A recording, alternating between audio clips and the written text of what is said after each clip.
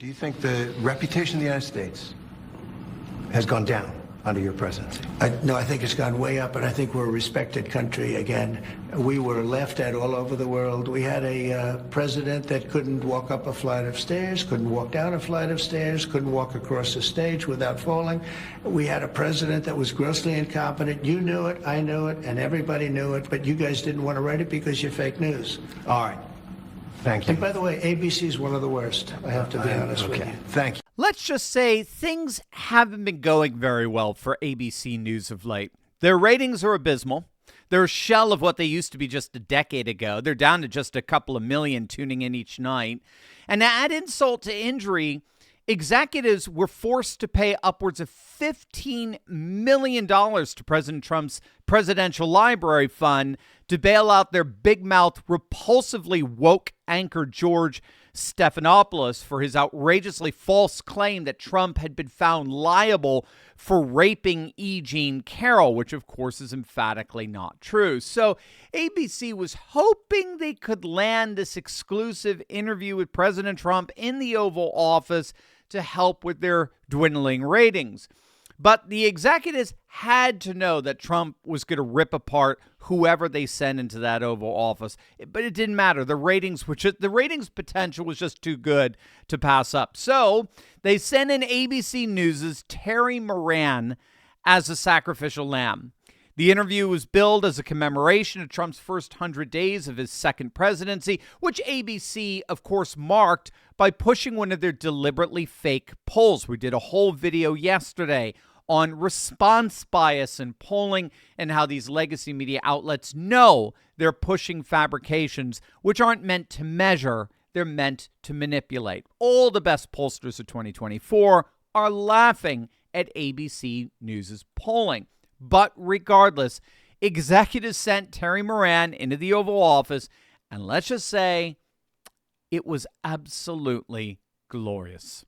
145% tariffs on China, and that's good. Basically That's an good. embargo. They deserve it. It'll raise prices on They everything from deserve it. electronics to clothing to building houses. You don't know that. You don't know whether or not China's going to eat it. That's mathematics. China probably will eat those tariffs, but at 145, they basically can't do much business with the United States. And they were making from us $1 trillion a year. They were ripping us off like nobody's ever ripped us off. And by the way, we have other countries that were just as bad. If you look at the European Union, it was terrible what they've done to us.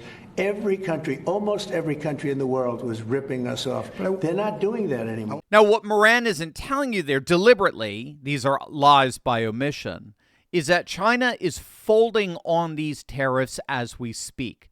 Trump has got them exactly where he wants them. China's very quietly but very deliberately removing tariffs on American goods all across the board. We're talking aviation, industrial chemicals, aircraft engines, landing gear, all kinds of parts. It's a clear Chinese cave-in its trade conflict with Trump. And yet ABC can't admit that because what's good news for the country is always bad news for the Democrats. But the interview only gets worse. And then they looked, and on his knuckles, he had MS-13. There's a dispute Well, wait a minute. He had MS-13 on his knuckles tattooed. Oh, he had some tattoos that are interpreted that way. But let's move on. Wait a minute. Hey, Terry. He did not have the letter MS-13. It says MS-13. Yeah, that was Photoshopped. So let me That was Photoshopped, Terry. You can't do that. Hey, they're giving you the big break of a lifetime. You know, you're doing the interview. I picked you because, frankly, I never heard of you, but that's okay. I picked you, Terry. But you're not being very nice. He had MS-13 tattooed. We'll agree to disagree. I want to move on to something else. Terry, do you want me to show you the picture? You know, it's so funny at so many different levels. Moran is doing his best to function as a drive-by media thug, right? You remember Rush Limbaugh used to call the legacy media the drive-by media because they would function like street gang members, you know, shooting at Republican targets in their cars and then drive away to the next, you know, assault, right? The beauty with Trump is that he basically slashed Moran's tires. Moran was stuck there. Moran was in Trump's office, the Oval Office, right? And there was nowhere for him to escape. He took his shots. The tattoos were just photoshopped, which is, of course, absurd on its face. And well, no, but the tattoos, he didn't have the tattoos when he was in El Salvador. Oh yeah, I know he's got tattoos now, but it's subject to interpretation what they mean. It's all just, I mean, boom, boom, boom, all these, and then every single time Moran tried to pivot and drive off, right? Or he tried to drive away to the next shooting, as it were, Trump effectively slashed his tires. He wouldn't let him go. And he forced Moran to admit that he didn't know what he was talking about. He literally got him to admit he didn't know what he was talking about. I go, I'm not an expert on these things. Well, again, to me, this is all part of the absurdity of this obsession with illegal migrants. The obsession that the far left Democrats and their shilling mouthpieces and the legacy media share over Kilmar Abrego Garcia, this wife-beating, illegal migrant MS-13 gang member. I mean, I've got to admit, it's beyond bizarre. Both the Democrats and the legacy media are doubling down. They're doubling down on fighting a completely and totally losing battle of trying to get this guy returned to the United States from a Salvadoran prison. It's simply not going to happen. Not under any conceivable possible scenario. He is not coming back. And yet, as the certainty of his never returning gets further confirmed, the Democrats and the media only continue to double down on their insisting for that return. It's actually astonishing to watch. But again, if you can believe it, it only got worse. I want everyone to know that if you're finding yourself in the painful position of owing back taxes, we got some patriots here that are ready to help you out. As I'm sure you know, the IRS has been doing its darndest to making everyone pay up. They've hired thousands of new agents and sent over 5 million pay-up letters in 2024 alone.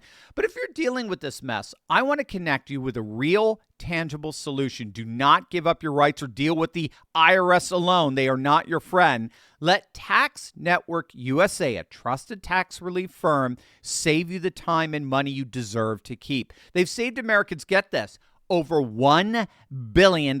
Yep, that's billion with a B in back taxes, and have the skills needed to secure you the best possible deal. From a few $1,000s to $10 million. Business to personal taxes, they're it, man. Let Tax Network USA restore your good standing so you could strengthen your financial foundation. When your situation is secure, you become the pillar of strength our nation needs. So click on that link below. Visit them at tnusa.com/Turley. Peace. You think Vladimir Putin wants peace? I think he does, yes. I think he does. I think even with the raining missiles I think he really, his dream was to take over the whole country. I think because of me, he's not going to do that. Do you trust him? Do you trust him? I don't trust you. I don't trust a lot of people. I don't trust you. Look at you. You come in all shooting for bear. You're so happy to do the interview. I am And happy. then you start hitting me with fake questions. You start telling me that a guy whose hand is covered with a tattoo doesn't have the tattoo. You know. All right. I mean, you're being dishonest. No, I'm not. Let me No, just I am tell not, you, sir. do I trust? I don't trust a lot of people. But I do think this. I think that let's say he respects me. And I believe because of me, he's not going to take over the whole. But his decision, his choice would be to take over all of Ukraine. Okay. It's a war that never should have happened. It did happen because of incompetent people. Again, talk about slashing this guy, Terry Moran's tires. Trump won't let him go. He's going to keep hammering Moran on the fact that he tried to deny both the reality and the significance of those tattoos on Garcia's hands. Again, this is one of the key dynamics that's arisen of late that the legacy media has yet to really catch on to. They think they're in a position to fact check us, when in point of fact, we, tens of thousands of us, every hour of the day, are in the position of fact checking them. That's the new world that we're living in. That's the world of the internet and the rise of what's called techno-populism, because we all now have the same access to the same information that anyone at ABC News has, that Moran has access to. We're now in a position to be able to fact check them, which is exactly what President Trump was doing constantly in that interview. For example, Watch this exchange. A legal note fraud is a crime. There have been no referrals to the Justice Department on any of Well, you these. don't know that, do you? How do you know that? Have there been How do you referrals know to the, that? are there criminal How referrals? would you know that there were no referrals? I think there were referrals. They generally, all right, there's Okay. been no investigation from the How do Justice you know Department. that? I'm asking you, sir. No, you're not asking me. You made a statement. You're not Now asking I'm me. asking you. That was a statement that you made. There had Now I'm been. asking you. Have there been? Yes, there have. So Now, did you see the pivot? Moran's pivot? He started with a bold assertion. This is happening, or this is not happening. And then when Trump confronted him on the obvious, you don't know that.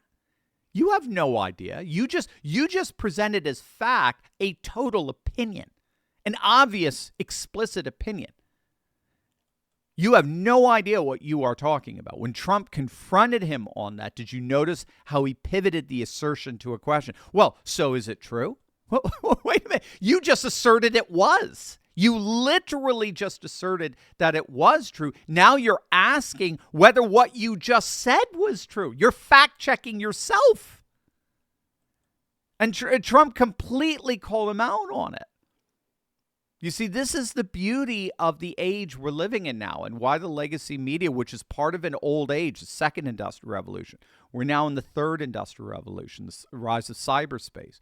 We're now, because of the internet, in a position to fact check the legacy media in real time, and it's absolutely destroying their business model. The legacy media's business model is information monopolization. You have to get that, right? So before the rise of the internet, before the third industrial revolution, the second industrial revolution, 19th and 20th century, if we wanted access to news information, we had to go to the legacy media. Just as if I wanted access to lots and lots of books, I had to go to a library, right? That's why they're called the media. They were the mediators of information that they alone had a privileged access to. But now in the third industrial revolution, with the rise of internet-based technologies and cyberspace and the digital revolution, that information has been radically democratized, right? It's been decentralized and dispersed away from the monopolization of the legacy media. And now it's been disseminated and widely available to everyone through our shared hyperconnectivity. And so now we're able to bypass the legacy media when we want to access information. We can bypass the legacy media in a manner comparable to the way text messaging and email bypass the post office. There's no way around this. This is the new techno-populist world that's rising. And no one understands that better than President Trump. This is why he doesn't fear the media. He knows that both he and tens of millions of MAGA faithful can fact-check the media in real time. He even had this guy Moran fact-checking himself in real time. And let's just say the media is consistently found wanting as a result. And so while ABC News may have thought that landing an exclusive interview with President Trump would help them with their collapsing ratings, in the end, the only one who clearly came out on top of that was President Trump himself.